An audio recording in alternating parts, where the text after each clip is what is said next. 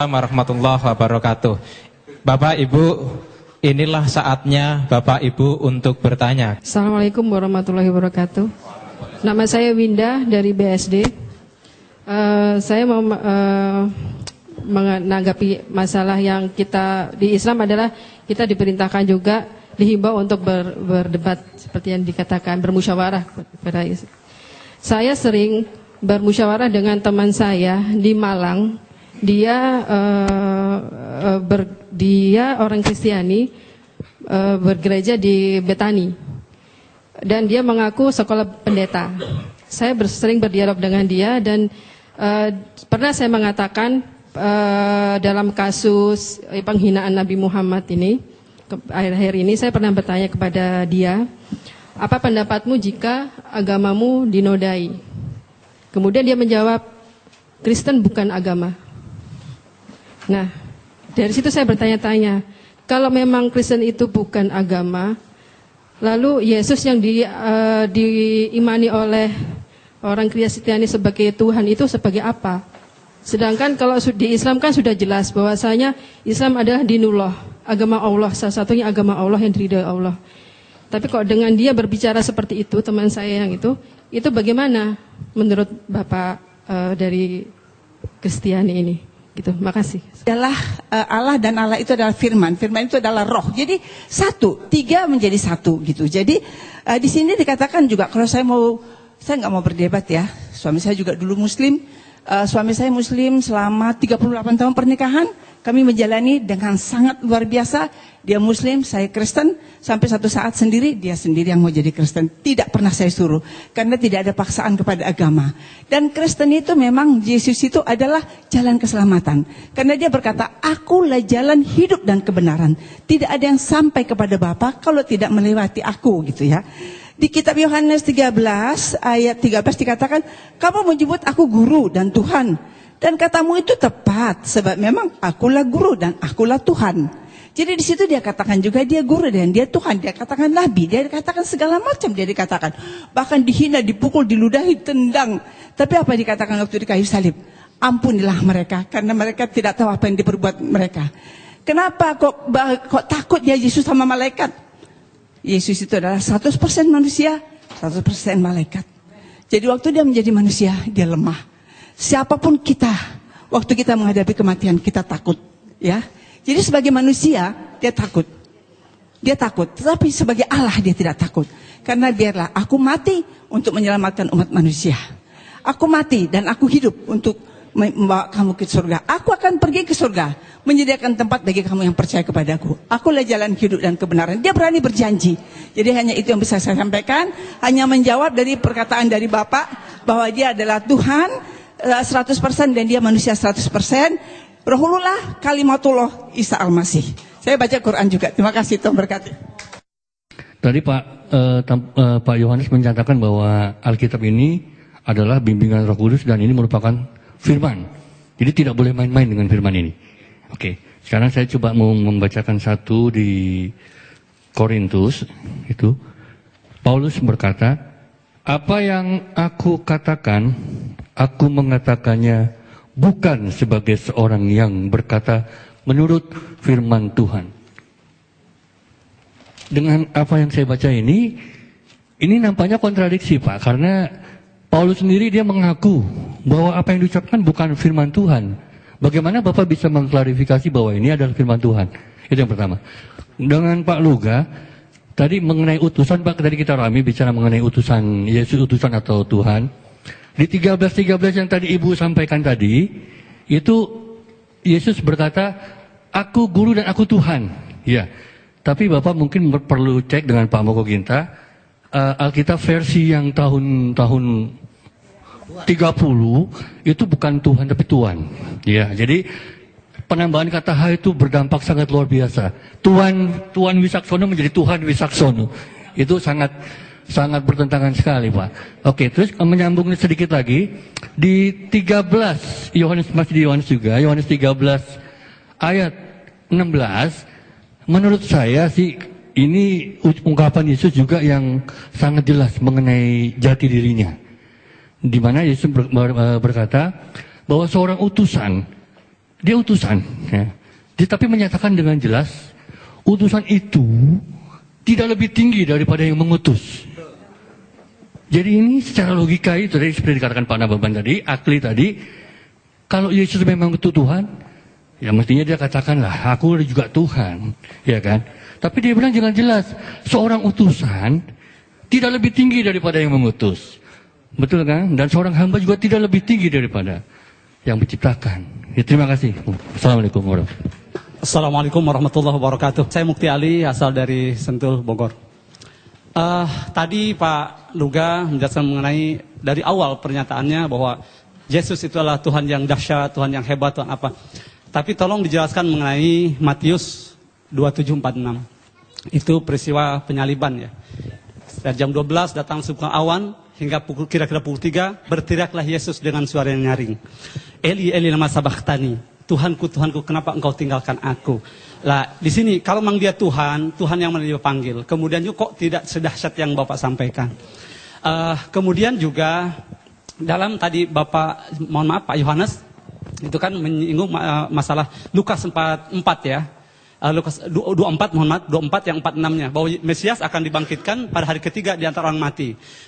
Mestinya dilanjutkan. Dan ini sudah dijelaskan dalam kisah Raja-Raja, kemudian Mazmur dan Torah. Tapi demi Allah sampai saat ini saya tidak pernah menemukan Pak. Mungkin Bapak bisa menjelaskan di mana itu. Kalau Tuhan memang benar, dia Tuhan yang menjelaskan, tidak berdosa, mestinya ada Pak. Dalam Torah, Mazmur, kisah Raja-Raja, bahwa apa yang dinyatakan pada 46-nya itu, silakan dicek Lukas 24, 44 sampai 46. Itu dahsyat sekali, ayat-ayat misterius ini. Jadi ternyata tidak ada, mohon maaf kalau saya katakan kok berdosa gitu. Assalamualaikum warahmatullahi wabarakatuh. Nama saya Eri dari Tangerang. Ya, jadi tadi mengatakan bahwa Paulus bisa dipercaya karena mukjizatnya yang masih ada sampai sekarang, yang terjadi pada pendeta-pendeta yang banyak menyembuhkan orang-orang. Namun ada satu permasalahan tadi, di mana ada orang yang mengaku dibayar, dan Pak Luga sendiri mengatakan tidak bisa kalau hanya satu orang saja. Kalau saya baca itu pendekatan untuk menutupi. Karena kalau kita ingin tahu, pendekatan kita mestinya menganggap itu fenomena gunung es yang tampak hanya sedikit saja, tapi yang di bawah sangat banyak. Itu yang sudah dibayar. Dan bagaimana yang terjadi pada yang terjadi di Kenya, saudari Esther Mwande oleh pendeta Michael Njoroge, ia mengungkapkan bahwa saya disuruh untuk pura-pura sakit dan sembuh karena dia tidak dibayar akhirnya. Nah, jadi di mana letak mukjizatnya itu? Demikian, terima kasih. Saya sudah membaca bukunya Pak Insan. Masalah dia bilang ayat-ayat Nabi itu, terus terang saya udah banget ayat itu. Dan saya udah tahu banget itu. Yesus tidak tahu hari kiamat, bagaimana dia Tuhan. Kok dia yang gak tahu hari kiamat? Terus terang, saya udah tahu banget itu. Nah sekarang, saya sedang menunggu-nunggu, Tuhan kapan saya waktunya untuk menjelaskan ini? Saya pengen banget untuk menjelaskan ini. Dan waktunya adalah hari ini. Gitu loh. Jadi artinya terus terang, bukannya saya gak ngerti, orang mengatakan, Yesus sendiri mengatakan tidak ada Nabi ditolak di asalnya. Yesus mengaku dirinya Nabi. Ya kan? Saya ngerti banget ayat itu. Tapi satu hal, ada yang tidak sanggup kalian pahami. Karena firman Tuhan berkata bahwa Alkitab itu harus dimengerti dengan Roh Kudus. Daniel 1 ayat 20 dikatakan, orang yang bisa mengerti firman Tuhan itu dikaruniai 10 kali lebih cerdas. Artinya membutuhkan hikmat Tuhan yang jauh lebih dahsyat. Bukan hanya sekedar firman Tuhan ditafsir sembarangan. Tidak seperti itu. Contoh, tidak pernah Yesus berkata, aku adalah Nabi. Tetapi dia berkata, aku adalah anak Allah. Jadi Yesus tidak pernah mengaku Nabi. Memang Yesus berkata, seorang Nabi tidak diterima di asalnya. Sebenarnya Yesus sedang mengumpamakan dirinya dengan Nabi-Nabi. Karena orang-orang yang di situ, belum ada yang menerima Yesus sebagai Tuhan. Hanya sebagian. Jadi kalau Yesus mengatakan, tidak ada seorang Tuhan. Kan artinya Yesus menjelaskan ini, arti ayat ini, cuma mengumpamakan Nabi itu sebagai fungsi utusan dari Tuhan. Karena memang Yesus dari Tuhan. Tetapi dia tidak mengatakan aku adalah Nabi. Nah, dari mana kita tahu bahwa Yesus tidak pernah mengaku Nabi? Rasul Yohanes di dalam Wahyu 19 ayat 16 menjelaskan tentang arti anak Allah. Arti anak Allah bukan nabi. Karena pada waktu Yesus datang kedua kali, di jubahnya tertulis Raja segala raja, King of Kings. Mana ada Raja segala raja? Banyak. Kalau nabi kan banyak. Tapi kalau raja segala raja, raja di atas segala raja, berarti udah nggak ada lagi di atasnya. Berarti dia adalah Tuhan, the King of Kings. Jadi begini, kita tidak bisa menafsirkan kitab para nabi menurut apa kata Ahmed Didat. Karena penafsiran-penafsiran Bapak Insan Mokoginta itu kan diambil dari Ahmed Didat. Hikmat-hikmatnya doktor, profesor, doktor teologi yang nggak bisa buat apa-apa. Jadi penafsiran tentang Yesus harus diteguhkan dengan tanda-tanda mujizat. Bukan hanya bergelar, hanya doktor, profesor ditafsirkan. Contoh misalnya, inilah Nabi Yesus dari Nazaret. Memang banyak orang mengaku Yesus Nabi, tetapi Yesus tadi menolak di Matius 16. Engkau adalah salah satu di antara para nabi. Jawab Yesus apa? Dia diam. Dia tidak mengatakan, iya betul kamu mengatakan bahwa aku adalah nabi. Dan Yesus, tolong tunjukkan Pak Insan di mana Yesus berkata, akulah. Bukan hanya ayat-ayat ini itu, tapi mana tunjuknya? Akulah nabi. Tetapi Yesus jelas berkata, aku adalah anak Allah. Dan penafsiran nggak boleh sembarangan, karena di 2 Petrus dikatakan tidak boleh orang menafsirkan kitab suci menurut kehendaknya sendiri. Haleluya. Berikan dulu kemuliaan buat Tuhan. Dulu siapa banget.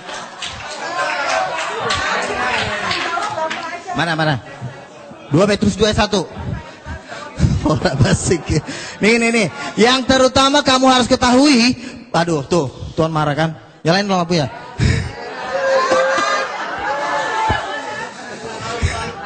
Makanya yang terutama harus kamu ketahui bahwa nubuat dalam kitab suci tidak boleh ditafsirkan seenaknya. Karena Yesus tafsir langsung jadi nabi. Rasul nggak ada bilang Yesus nabi. Petrus sendiri berkata nih, saya baca nih.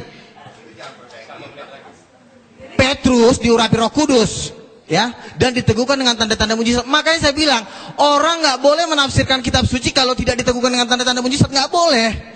Itu memang hukumnya. Makanya setiap orang yang menafsirkan firman Tuhan harus punya Roh Kudus. Saya punya Roh Kudus.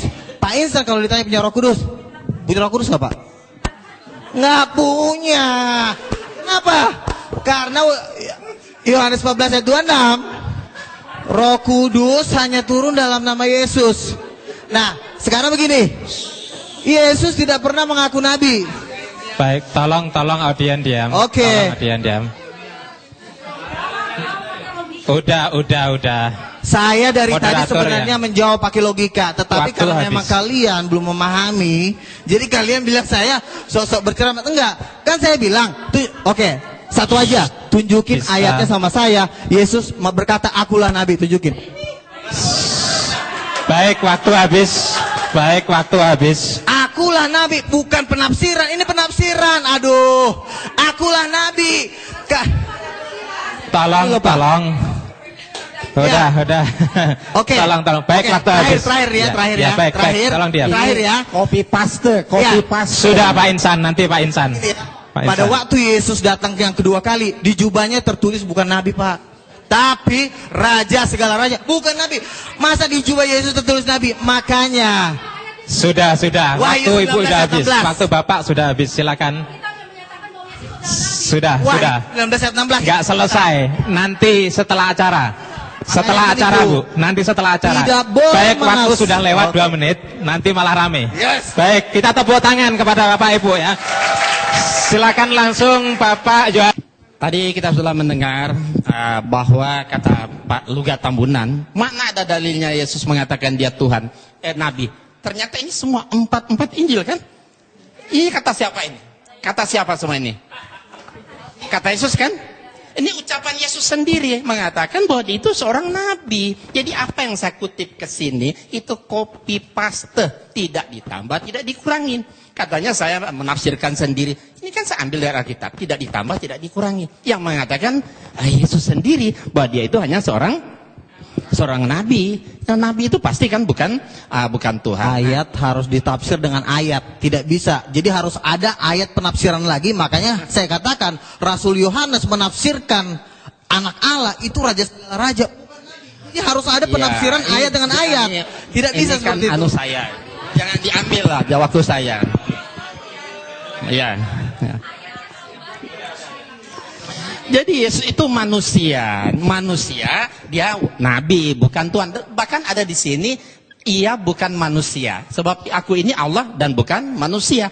Jadi Yesus itu nggak mungkin Allah. Allah aja nggak bisa jadi manusia, bukan manusia, apalagi Yesus. Nah, baik, saya akan melanjutkan ini.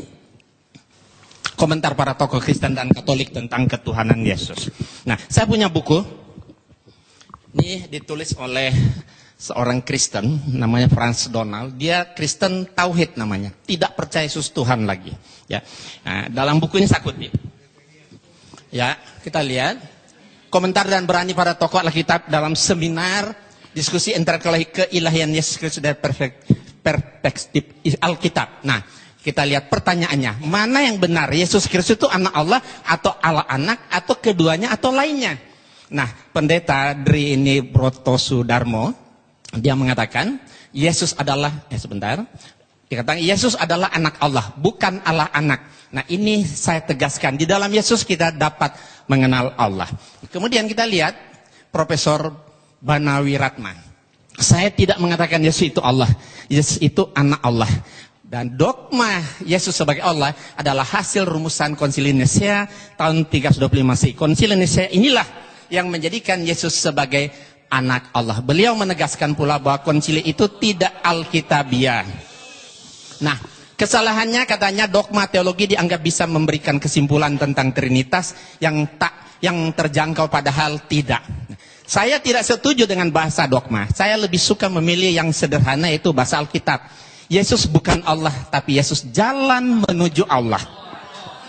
Beliau menegaskan pula bahwa memang saat ini jemaat-jemaat sudah punya tradisi bahwa Yesus adalah Allah. Gereja sangat sulit mengubah teks liturgis yang bernada dogmatis. Ungkapnya, beliau mengungkapkan, andai kata gereja-gereja berani sepakat untuk merombak dogma liturgis, maksudnya tentang Trinitas, ya silakan. Nah, ya kan? Nah, kemudian ini Hortensius. Ya. Dia sarjana sekolah tinggi filsafat. Dalam acara tersebut, beliau katakan apa? Yesus itu tidak pernah memperkenalkan dirinya sebagai Allah. Yang juga dikatakan Paulus tidak pernah menyebut Yesus Kristus sebagai Allah. Jadi beliau yang sangat paham bahasa Ibrani dan Yunani menegaskan pula, harus ditegaskan bahwa dalam perjanjian baru tidak pernah ada rumusan Yesus adalah Allah. Nah, dengan sangat berani dan tajam beliau sampaikan pendapatnya yang sangat mengagetkan para hadirin yang mendengarnya.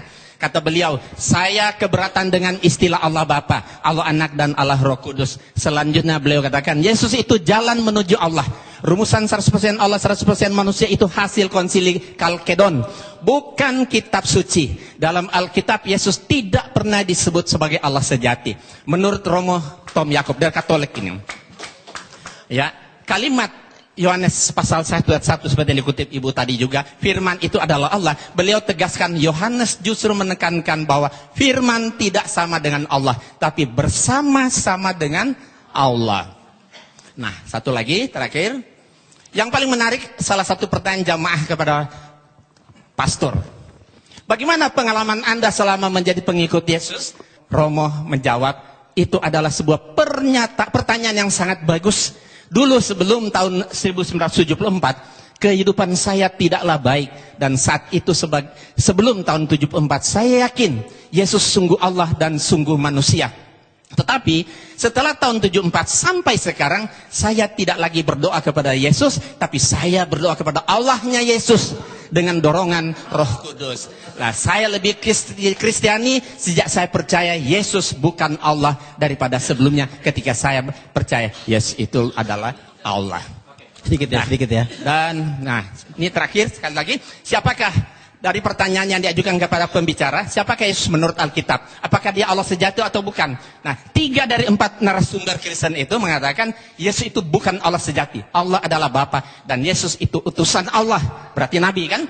Yang menjadi jalan bagi manusia untuk menuju kepada Allah. Nah, rumusan Konsili Nisea tahun 35 mengatakan, ya, dogma Trinitas sudah waktunya ditinjau kembali atau dirombak atau bahkan ditinggalkan sama sekali. Gitu. Sedikit ya.